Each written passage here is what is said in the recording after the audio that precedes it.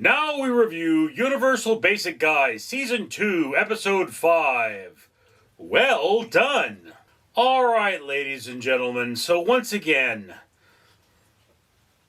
the adventures of Thumbhead and his brother there to eat up screen time continue with this particular episode of Universal Basic Guys. For those of you that don't know, Universal Basic Guys is named for the concept of universal basic income. They're two men who used to work at a hot dog factory. My cats are having a conversation. And they lost their job to automation. And now they receive a UBI, Universal Basic Income check, every month to ensure that, you know, they have something to do.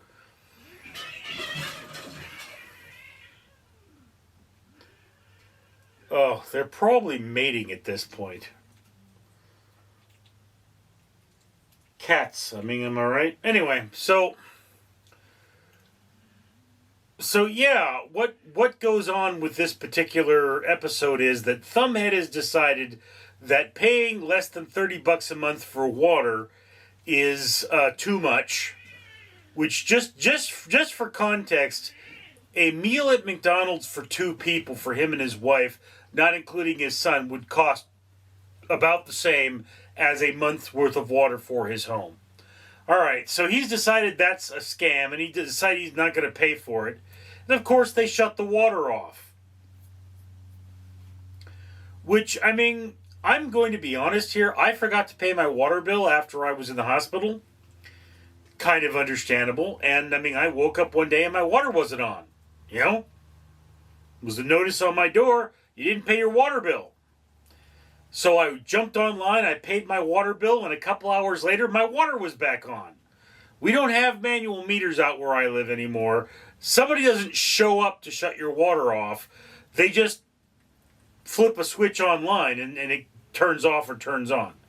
Anyway, I digress. So you have Thumbhead there has decided he's going to dig himself a well. And then, you know, as Thumbhead is doing that, Thumbhead's wife goes out there and says, let me just fix this. But of course, it's so screwed up because there's such a process. Like, you can't just go on the website and say, let me pay my bill, here's my address. It doesn't work that way. You need to log into the account. And, I mean, all this BS. It's one of those things, you know, it's like, dear people who want me to log in to something to pay my bills, who is trying to pay my bills without my permission? Please let them. I mean, it's the one thing I should be able to plug in my neighbor's address and just decide to pay his electric bill. I mean, nothing should stop me from doing that. Why? Because you may pay other people's bills, nobody cares. It's giving away money, and like, I can't then sue you for that money. I'm a dumbass, I gave it to you. So this is one of those things that frustrates a lot of people. They're trying to pay a bill, and the bill doesn't want to be paid because it doesn't know who you are. Not necessarily funny, but a reasonable form of frustration for all of us, all right? And then Thumbhead is out there digging a well, and surprisingly, he successfully does find water, but finds out that it's a lot harder to make groundwater, particularly where he lives, which I believe is in New Jersey. I keep forgetting, but potable, you know? It's just, the water there is full of minerals, it's full of parasites. You know, his brother there to eat up screen time goes down there to eat up some screen time, and he runs into a bunch of worms, which he thinks are hot dogs because he's a dumbass, and he winds up with this terrible infestation of worms, and it's like, yeah, that's a subplot. I don't know if it's terribly funny. I mean, one of the things about there to eat up screen time, guys, and I mean, I have to say this, I understand that from a standpoint of comedy, there is no line, okay? they draw the line in after you've crossed it. But I mean, what is wrong with this guy? He seems to have Down syndrome or something. I mean, he's not like an eccentric. He's like, was he hit in the head? Did he graduate from high school? Is he an autistic? Is he on the spectrum? What's going on with There to Eat Up screen time? I mean, he's not just dumb. Like, something is freaking wrong with him. You know, a thing that looks like a hot dog tries to crawl in his mouth and he decides to eat it. It's, like, that's not funny. That's just disgusting. You know, and I mean, it's like from the movie Slither. It seems like it was inspired by Slither, if you've seen Slither. And I didn't think Slither was that great of a movie. Other people apparently disagree with me. But, you know, it's like there are things that try to crawl in your mouth in that movie. And that's the movie. But, I mean, obviously There to Eat Up screen time doesn't watch a lot of... What does he do all day other than eat hot dogs? Because, I mean, you know, it's like, I know he has a hot dog obsession, but it's like, what does this guy do all day? He's a very mysterious character. He doesn't seem to have a home. He doesn't live anywhere. He's just got his brother. He never has relationships of his own. What is with this guy? He's always carrying around hot dogs. Anyway, so yeah. One of the things about this episode is it does tell you just how important services are and how some people do their job and they just have to be respected for doing their job. And there are a lot of great themes to this episode. I didn't find it particularly funny, but I don't find anything particularly funny. You know, and these are kind of...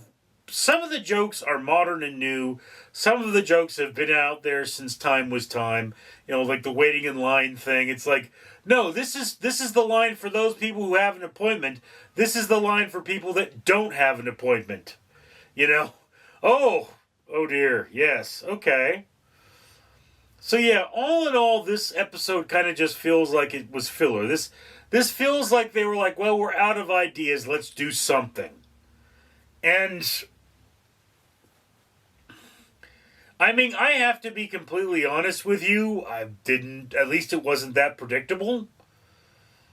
But it did have its merits. I mean, if I were writing this episode, the guy probably would have drilled into the cave underground and found some kind of sleeping alien monster there.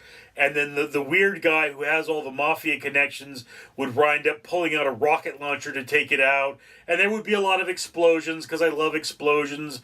And somehow you'd have hot chicks running around, because there are never enough hot chicks running around. This is a cartoon for adults, people. I mean, there is not one character in this series that I look at it and say, gee, you know, if she were real, I'd bang her. You know, it's like the nurse, you could tell it's a chick, but I mean, doesn't really look much like a chick. Like if you just saw a picture from the neck down, you wouldn't be like, well, that's a chick, you know? It's one of those things. The androgenation of the characters seems to be a little hokey, you know? There's no like, hey, you know, people would bang Meg. There are couple of people that would go for Marge Simpson. Like, I don't know why, but she was in Playboy. That was a thing. So yeah, I mean, I would still say get us some characters that are hot.